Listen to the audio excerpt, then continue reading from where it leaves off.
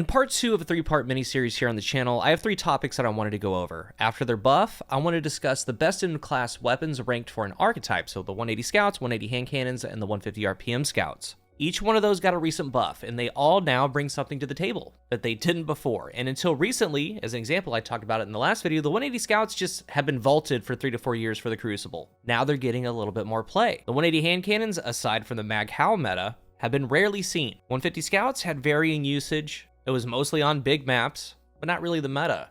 Now for these 180 RPM hand cannons, I don't know if it's a good thing or a bad thing, but to me at least, and if I'm way out of line, let me know. I play with every weapon that comes out. The 180 hand cannons in particular, when you take into account various options within an archetype choices, I feel like these don't have massive glaring differences as far as feel. Like when you pick up an Austringer and then pick up a Waking Vigil, you can tell. When you pick up an Igneous Hammer and then a Loud Lullaby, they're different shooting experiences within the archetype. With these, it feels like it's just mostly visual. They all feel kind of the same, just small differences. It's mostly the same shooting experience with visual shakeups. So let me know if I'm just way out of line with that. Let me know what you think. But there is a lot that I want to talk about today. I do have a top 5 list as well. It's just a full video on these things, how they're performing. And hey, I've been very clear in the past on how I feel about the 180s. They've been terrible. They always get extremely poor marks from me. This buff though, it helps them. It positions them better. The 180 hand cannons, they increase the body shot damage from 37 to 40, crit moves from 57 to 60. It can now 2 crit 2 body against Guardians, 1.33 body TTK, and I'm going to follow the same blueprint as the previous video, the 180 scouts. I'm going to start off with if I think that they're meta.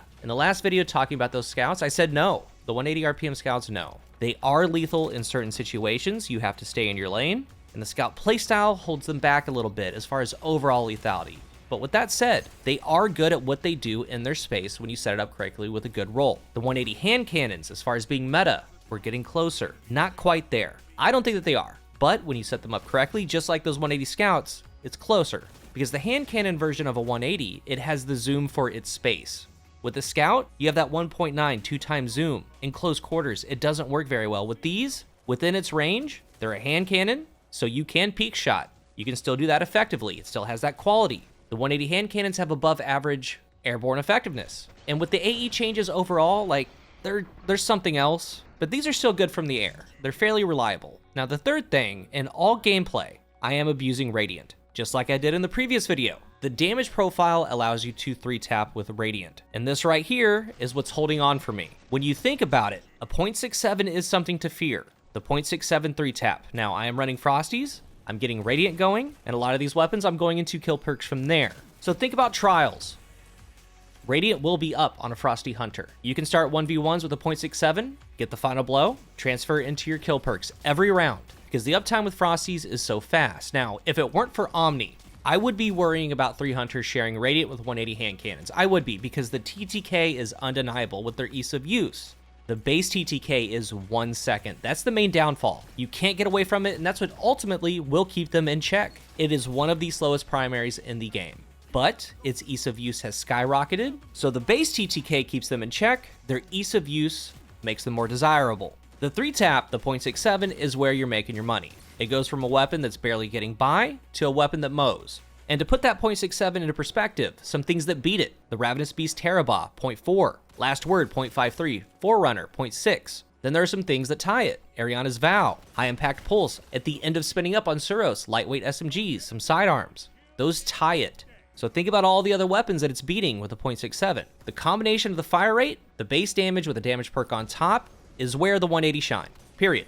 That's what you're gunning for. And in the 180 Scout video, I said that you're looking for 2 things: a pure dueling weapon or damage. There's no in between, because that 1 second TTK. The 180 Scout can do that because you have range as your advantage. You can have a 1 second TTK staying outside of hand cannon, staying outside of pulse range, dueling other scouts. You can do that. But the 180 hand cannon, there's a lot of things within its range. So pure dueling, there's only like 1, and it's kind of memey, but it's mostly gonna fall to damage perks. So this top 5 list, it does have some ties. I'm gonna talk about a couple hand cannons in one spot, and I'll explain my reasoning for the ties. And the overall ranking is the full kit of what you're doing with it. So at number 5, I have a tie: Ikelos and the Officer Revolver. Now, the only Ikelos hand cannon that I have is Subsistence Vorpal Weapon. It's Void. I was using it with Void 3.0. Other than that, I don't have them, and you can't get this anymore. But the main thing that sticks out for the Crucible is Rampage. It's one of those things, you either have it or you don't. I'm going to talk about Rampage more later, but what Rampage does is it allows that 0.67 3-tap after your first kill. That's going to be your value.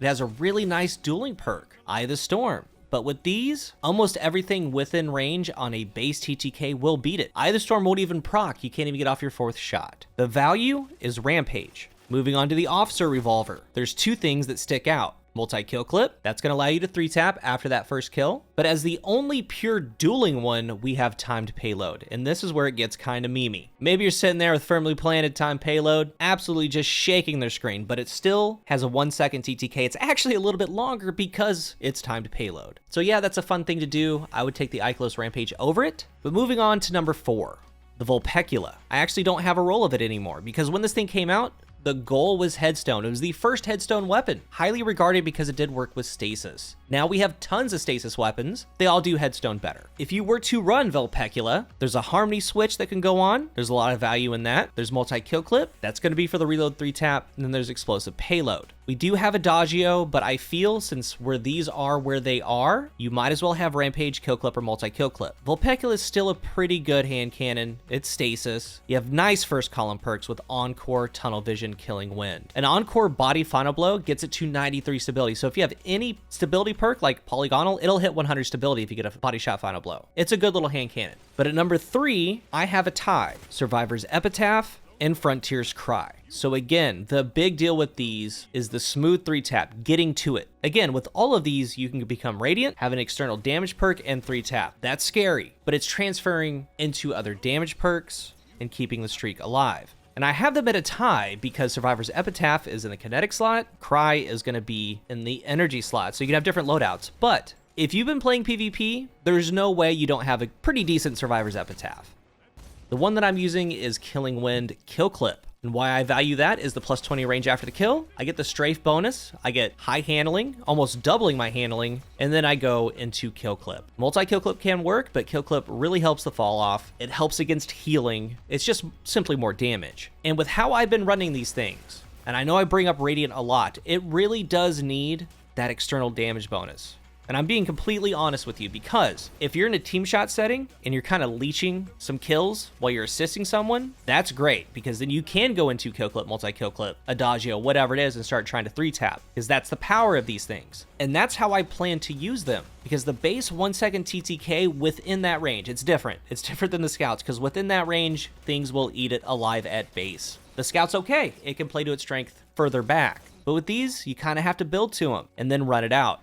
I really enjoy Survivor's Epitaph. I've been having some really fun games with it. Same deal with Frontier's Cry. And on that side, I do think that the value is Kill Clip. Same deal. It needs that extra damage. It needs to be able to chain. It needs to have the threat of the 0.67. The only one that I have is Adaptive Munitions Kill Clip. I kept it for PvE, but this is the one that you've been seeing. And all I really need is Kill Clip. But Iron Reach, let's take things like that. Iron Reach, Full Bore, whatever it is, it gets the stability down to 18, 19. The issue with something like Iron Reach or Iron Grip, you're only getting your damage fall off, your effective 4-shot kill range to 32.5, 33 meters with Iron Reach max range. You have poor stability. At that point, you should be running a 140 hand cannon, a Peace of Mind, a different weapon, because all you're doing is getting a little bit further into waters you have no business being in. It can outduel, and it's a lot easier to outduel, because 4 shots have to come out, 50% accuracy. As far as a headshot, it can be done. You guys have been seeing that. It's the threat of the 3-shot. Now, when Iron Banner comes back around, I'm going to be looking for Steady Hands Kill Clip.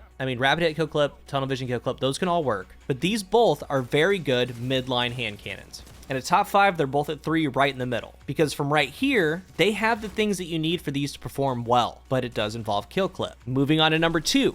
And this is going to sound crazy. I feel that Malfeasance is at number 2. And when I was working on this list, I kept putting it at 2. The perk shoots slugs that bury into the enemy. Stacking enough slugs causes them to explode. We've had issues with Void, we're having issues with Solar, and I would assume we're gonna have some issues with Arc 3.0. Malfeasance does not care. As long as you land 5 bullets, they will explode. Because a lot of gunfights that you get into, you shoot them once, it's like you turn on the lights on a cockroach. They scurry, dodge, they go red, they throw their healing grenade. I'm not using healing grenades in any of this gameplay, but if you're having that kind of battle with someone, Malfeasance will eventually come out on top. It's a 2-head, 2-body, or a 5-shot kill, period. You know exactly what you're getting out of it. It can take out supers because of that 5-shot kill. It can combat overshields, healing, Omni, whatever it is, because it's a 5-shot kill. That's why I have to put it here. And I want to point out another big reason why I'm enjoying it and it's faring well for me, because I've been running double unflinching hand cannon. It has 95 stability. It barely gets flinched. And when you're shooting it, it barely moves. It's a very true shooting weapon. That's why I have it at 2. I mean, these clips I'm coming in against a Forerunner, I just 3-tap them because I want Radiant. And with Malfeasance, I'm always trying to fit in the 3-tap with Radiant, but I could be at a distance, I could be close to cover, I can put in shots, and eventually just make them explode.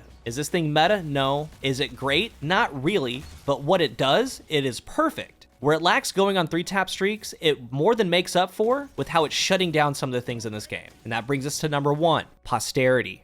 Mine's full bore or polygonal, appended mag, killing wind, rampage. And I have a rampage spec on. Why this is so nice, I talked about earlier, killing wind. Adding plus 20 range gets it to 69 at base. If I have on full bore, it gets it to 84. I get the strafe scaler, I double the handling, it feels great. And rampage, I am able to start 3-tapping after that. I can Radiant, 3-tap, and then even have more damage on top of Radiant to 3-tap more. And who knows with these 180 hand cannons, maybe Inertia is going to be crazy with Arc 3.0 on the Titan subclass. There's a lot of different ways that could go. It has the most aim assist out of these 180s, and the full kit of getting a kill, getting the strafe bonus with killing wind, onto 3-tapping, it feels incredibly smooth. Frontier, Epitaph, you need the reload. A lot of them you need the reload into kill clip or multi-kill clip, whatever it is. This, you just go. Now the Ikelos hand cannon I talked about at number 5, you would have to have gotten Rampage at some point. Try that thing out. But the perk pool for Posterity, I like Killing Wind, but there's also Surplus, Rapid Hit, even Reconstruction.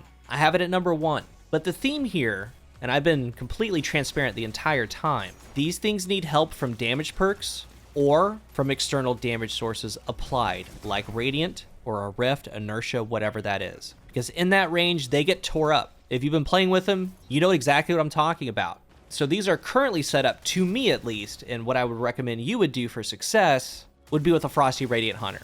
Because you can get Radiant going all the time, you can lead in with 3-taps and do damage perks after, and that's where these things are lethal. They are. In part 3, I'm going to talk about the 150 scouts, and there's some interesting things to talk about with that. I'm sure you've been seeing them, but for both 180 scouts and hand cannons, they're in a pretty good spot, and these in particular can be dominant on a Radiant Hunter. A .67 is no joke. If you're new here, remember to hit the subscribe button, and if you are subscribed, thank you so much for your support. Let's talk about the 180 hand cannons down below, your thoughts, if you're using them, which ones are you liking? Thank you for watching, and until the next one, I am CoolGuy.